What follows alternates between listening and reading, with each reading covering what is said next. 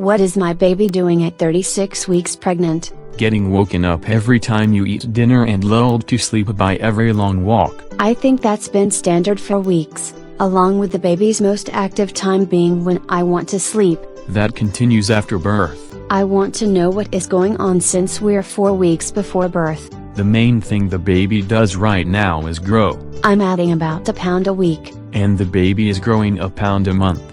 That doesn't sound like much, but it would be like you adding 20 to 40 pounds in 1 month. It's actually taken me 9 months to get that far. The baby's brain is developing. And only months ago did they say get all the folate so the neural tube forms right. The brain is there and formed, but the folds of the upper cortex are adding the most neurons now, while the sensory connections and sensory processing centers have been developed for weeks. That's why the baby was able to turn away at a light shined at the uterus for weeks. And why the baby will react to loud noises outside. I thought that was the response to my fight or flight response if scared by a car alarm. It has the ability to taste the thumb if it gets into the mouth, and the baby does suck it often.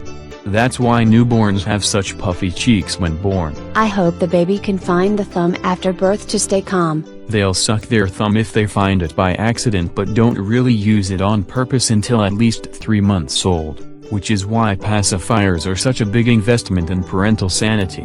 What else is going on with the baby? The baby teeth are forming under the gum line, though fewer than 1 in 100 actually have a tooth out at birth. If it were more than that, you wouldn't have nearly as much social pressure to breastfeed. The tooth buds from which adult teeth will form have formed but aren't growing the adult teeth yet. That would be even worse than a few baby teeth erupting. The baby has already started to grow a head of hair, though there may not be much.